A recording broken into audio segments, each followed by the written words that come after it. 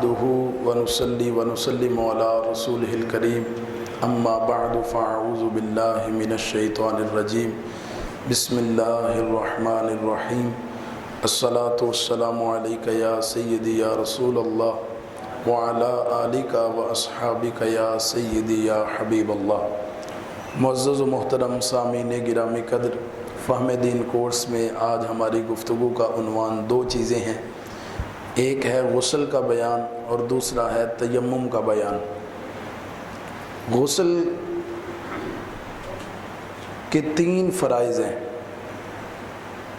پہلا فرض غسل کا یہ ہے کہ کلی کی جائے، دوسرا یہ ہے کہ ناک میں پانی ڈالا جائے، ناک میں پانی چڑھایا جائے، تیسرا فرض یہ ہے کہ پورے بدن پہ پانی بہایا جائے۔ کلی کرنا یہ فرض ہے، غرارہ کرنا یہ سنت ہے، اور یہ سنت رمضان المبارک کے مہینے میں جب بندہ روزے سے ہوتا ہے تو پھر اس سنت کو ادا کرنا ساقط ہو جاتا ہے، کیونکہ اس سنت کو ادا کرتے ہوئے ہو سکتا ہے کہ پانی حلق سے نیچے اتر جائے تو فرض ٹوٹنے کا خدشہ ہے، اس لیے روزے کی حالت میں غرارہ کرنے سے منع کیا گیا ہے۔ باقی غرارہ کرنا عام حالات میں سنت ہے، کلی کرنا یہ فرض ہے۔ اور کلی کس انداز سے کی جائے؟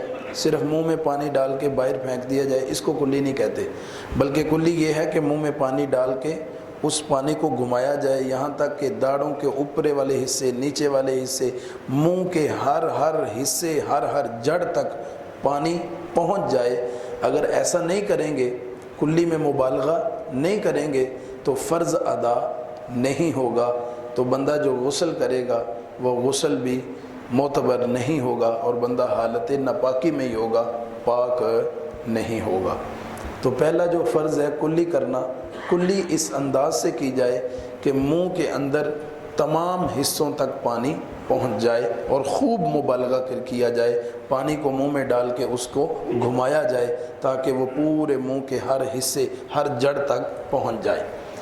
دوسرا فرض جو ہے وہ ناک میں پانی چڑھانا ہے۔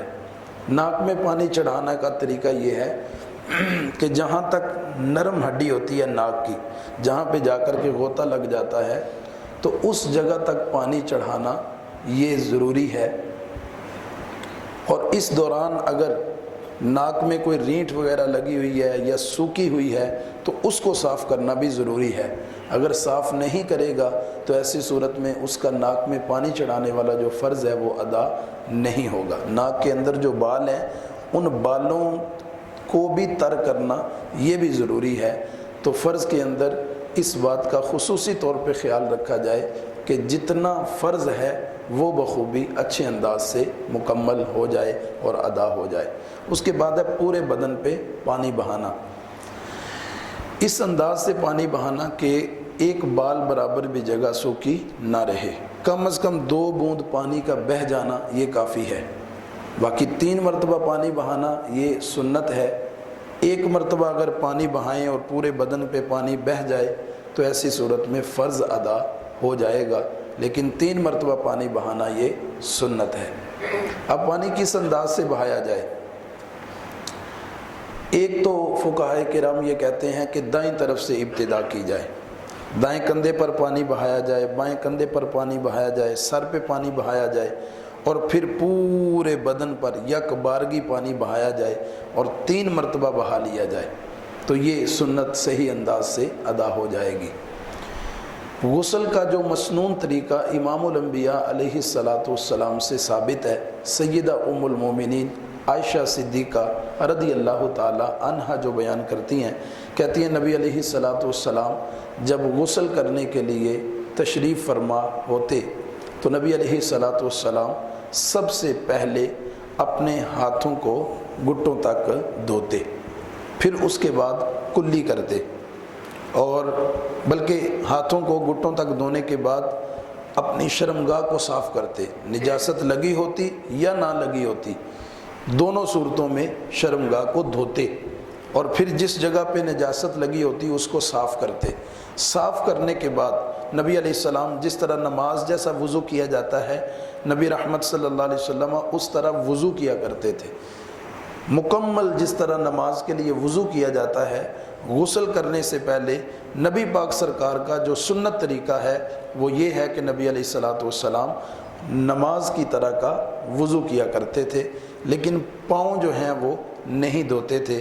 اگر کوئی ایسی جگہ ہوتی کہ جو اونچی ہوتی اور پانی اڑ کے جسم پر نہ پڑ رہا ہوتا تو اس جگہ پانی سے پاؤں بھی دھو لیتے. لیکن اگر کوئی ایسی جگہ ہوتی کہ جہاں پہ پانی بہانے سے اڑ کے پانی پاؤں کے اوپر پڑ رہا ہے یا پاؤں کے تھوڑے اوپر حصے پہ پڑ رہا ہے تو نبی علیہ السلام اپنے پاؤں کو مؤخر کر دیتے، پھر مکمل غسل کرتے، یعنی کلی کرتے اور کلی میں خوب مبالغہ کرتے. پھر ناک میں پانی چڑھاتے اور ناک میں پانی چڑھاتے وقت بھی خوب مبالغہ کرتے، یہاں تک کہ ناک کے اندر جو سارے بال ہیں وہ تر ہو جاتے اور ناک کو اپنی آخری انگلی سے، بائیں ہاتھ کی آخری انگلی سے اس کو اچھے انداز سے صاف کر لیتے. پھر اس کے بعد نبی علیہ السلام اپنے بدن پر پانی بہاتے. تو یہ تھا مسنون طریقہ غسل کا جو نبی علیہ السلام فرمایا کرتے تھے. جب غسل کر لیتے تو جس جگہ پہ حضور غسل کرتے تھے اس جگہ سے ہٹ کر کے اپنے پاؤں کو الگ سے دھو لیتے. تو یہ غسل ہو گیا.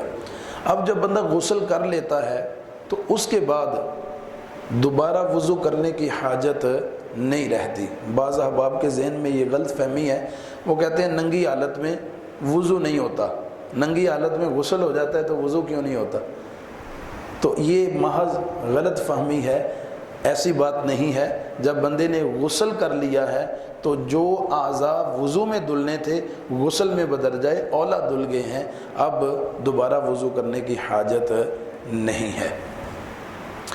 جب بندہ غسل کرتا ہے تو غسل کرنے میں اس بات کا احتیاط رکھے کہ غسل خانے میں کوئی دنیاوی گفتگو نہ کرے، کوئی قرآنی آیت نہ پڑھے، کوئی گانا نہ گنگنائے، کوئی ایسا معاملہ نہ کرے. کیونکہ جب بندہ برہنہ ہوتا ہے تو اللہ تعالیٰ کے مقرب فرشتے پیچھے ہٹ جاتے ہیں، اور جب بندہ کچھ گنگناتا ہے، کچھ بولتا ہے تو فرشتوں کو پھر دوبارہ واپس آنا پڑتا ہے، کیونکہ انہوں نے لکھنا ہے کرامن کاتبین یعلمون ما تفعلون. جو ہم کرتے ہیں وہ کرامن کاتبین لکھتے چلے جا رہے ہیں. تو جب وہ واپس آتے ہیں، کیونکہ بندہ کلام کرتا ہے تو اس کے بارے میں انہوں نے لکھنا ہی لکھنا ہے، تو جب آتے ہیں تو ان کو حیا آتی ہے اور وہ بڑی تکلیف اور پریشانی ان کو ہوتی ہے.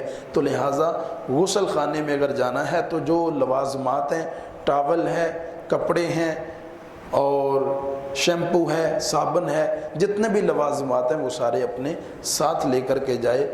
اگر کوئی ایسا معاملہ ناگزیر ہو بھی جائے کہ جو ہے وہ کسی چیز کی حاجت ہے تو وہ دستک سے جو ہے وہ اپنے گھر والوں کو یا اپنے کسی معاون کو سمجھا سکتا ہے اور وہ چیز لے سکتا ہے. اس کے بعد جب بندے نے غسل کرنا ہے، غسل اس پر فرض ہے. غسل فرض سے مراد یہ ہے کہ اس کو احتلام ہو گیا ہے یا اپنی بیوی سے اس نے صحبت کر لی ہے. ایسی صورت میں اس بندے پر غسل فرض ہو گیا ہے، واجب ہو گیا ہے. اس بندے کو چاہیے کہ جتنی جلدی ہو سکے وہ غسل کرے. بعض اوقات دیکھا گیا ہے کہ احباب کو غسل فرض ہو جاتا ہے، جان بوجھ کے مؤخر کرتے ہیں، یہاں تک کہ فرض نمازوں کا وقت بھی ضائع ہو رہا ہوتا ہے. جب فرض نماز کا وقت جا رہا ہو اس وقت غسل کرنا فرض ہو جاتا ہے. ویسے اگر بندے پر غسل واجب ہے تو اس طرح کا جو ہے وہ واجب اور فرض نہیں ہے کہ جس طرح نماز جانے کا خدشہ ہو تو اس وقت بندے پر فرض اور ضروری ہو جاتا ہے. تو جب بندے پہ غسل فرض ہو گیا ہے یا واجب ہو گیا ہے اس کو چاہیے کہ جلدی جلدی غسل کر لے. اگر وہ جلدی نہیں کرتا، حدیث پاک میں آتا ہے جس گھر میں جنبی شخص ہوتا ہے اللہ تعالیٰ کی رحمت کے فرشتے اس گھر میں نہیں آتے.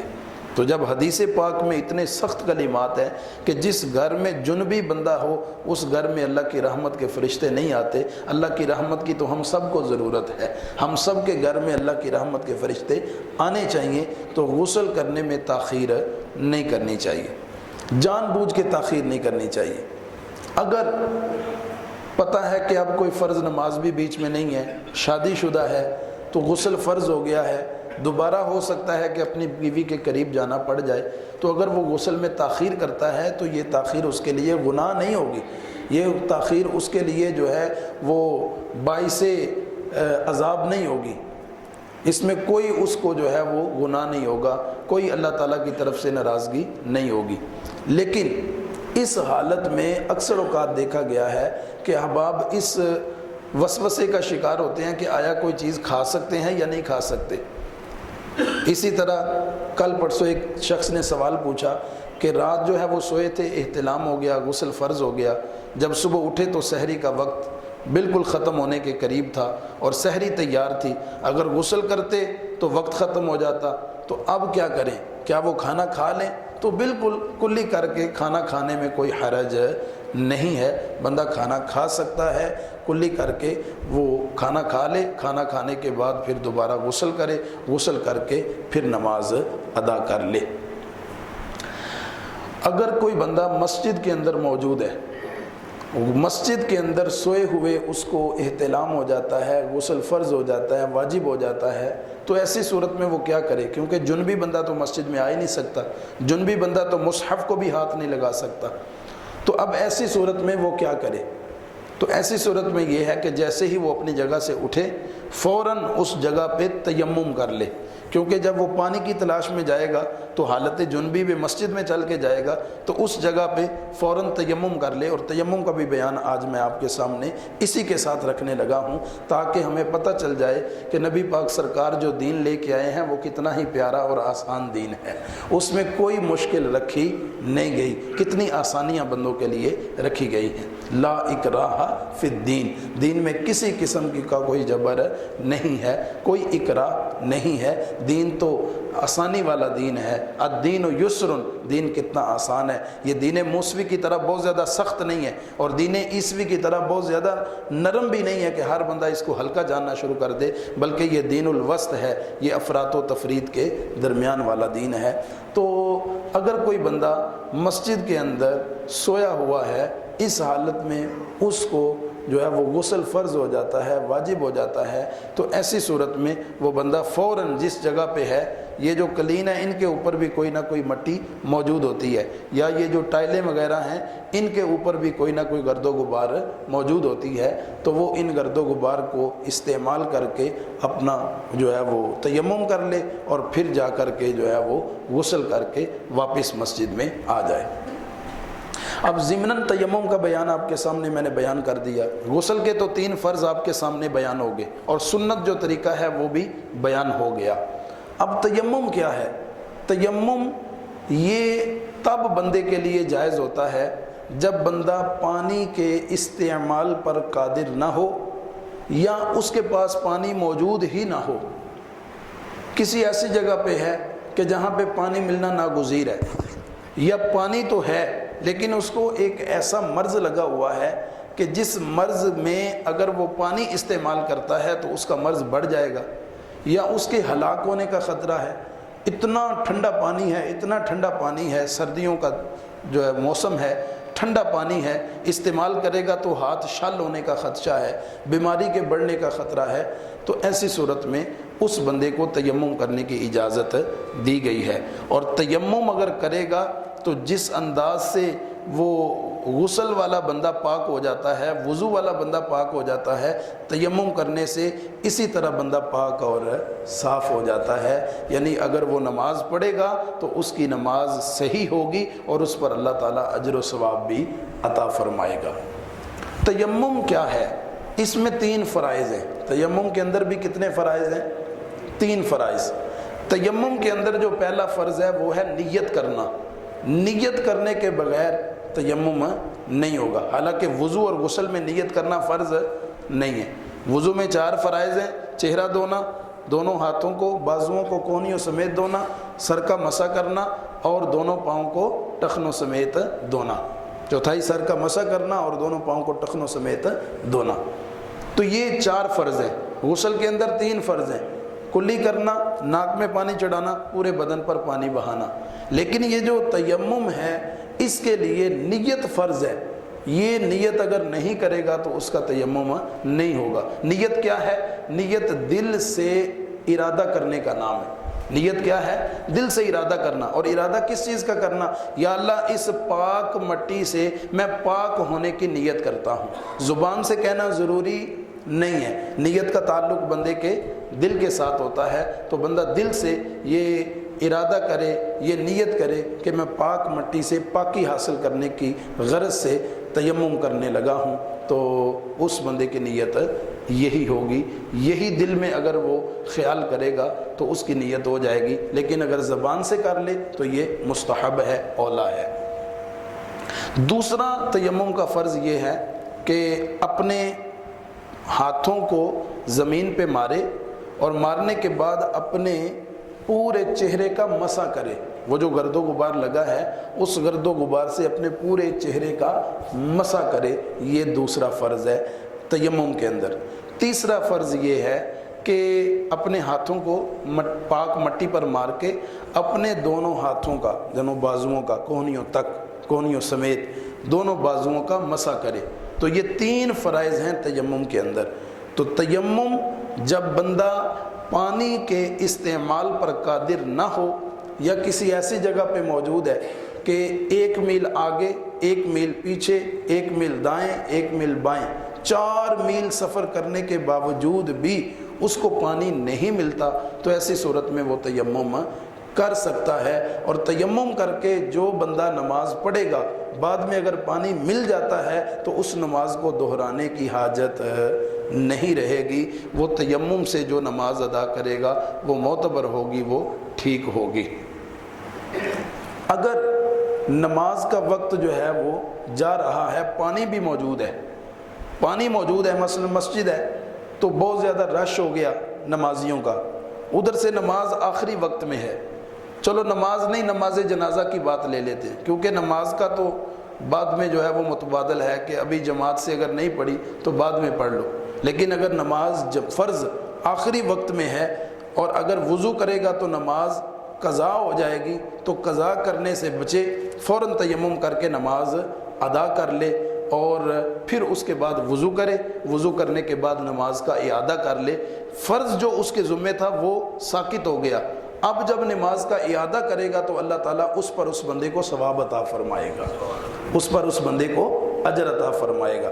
لیکن جو دوسری بات میں بیان کر رہا تھا نماز جنازہ کے حوالے سے، نماز جنازہ تیار ہے اور بالکل ادا ہونے کو ہے، اور لوگ جو ہے وہ پانی موجود ہے اور پانی کے قریب لوگ موجود ہیں، اتنے زیادہ ہیں کہ اگر اس میں ہم مشغول ہوں گے تو جنازہ گزر جائے گا۔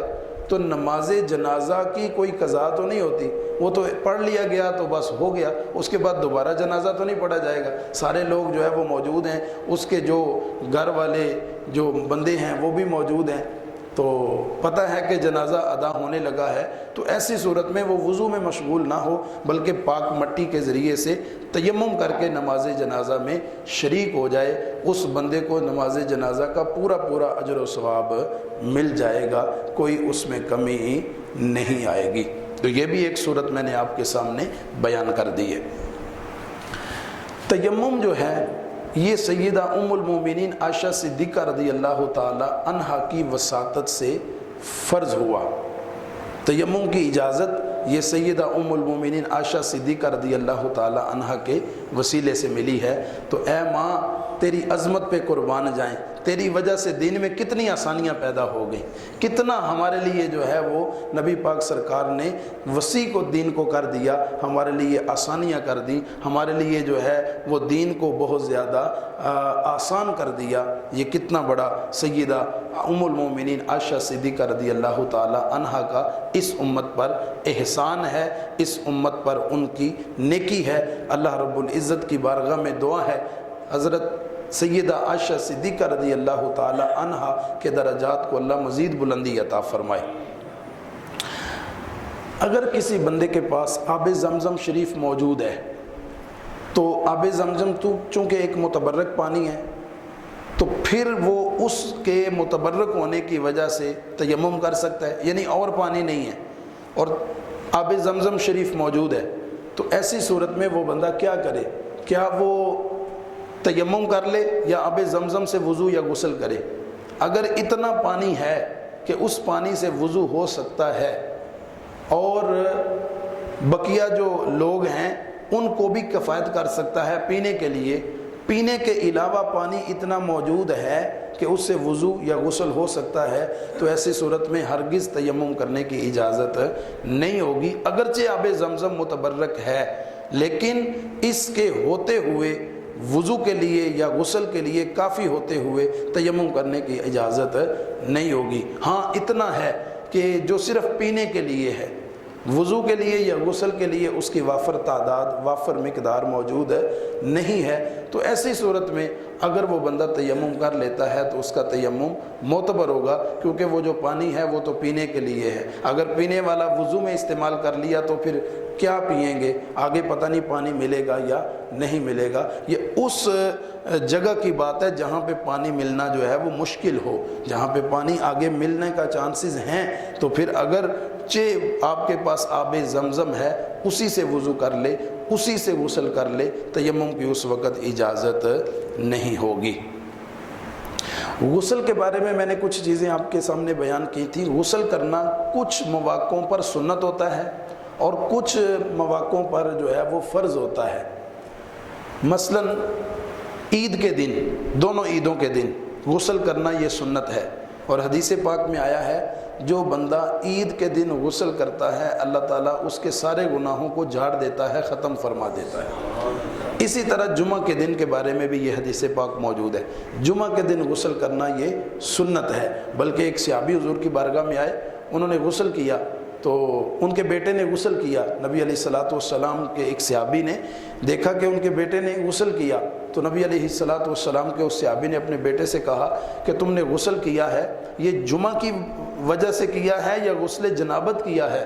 تو بیٹے نے باپ سے کہا، بیٹا بھی صحابی رسول ہے، باپ بھی صحابی رسول ہے، بیٹے نے باپ سے کہا کہ میں نے غسل جنابت کیا ہے، مجھ پہ غسل فرض تھا اس وجہ سے کیا ہے، اس دن ہے بھی جمعہ تھا۔ تو باپ نے بیٹے سے پتہ کیا کہا؟ باپ بیٹے سے کہتا ہے بیٹا جاؤ جا کر کے غسل دوبارہ کرو، آج جمعہ ہے۔